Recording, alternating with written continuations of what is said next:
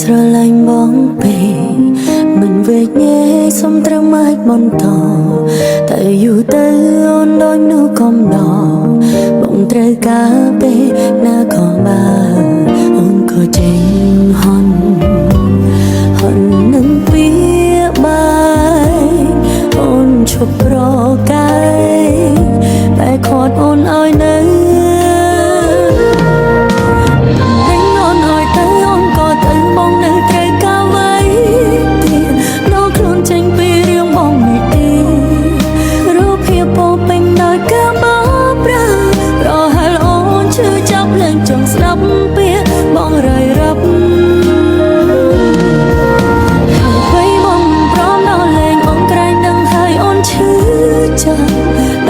ចង់សម្រាប់លេងចង់ស្ដាប់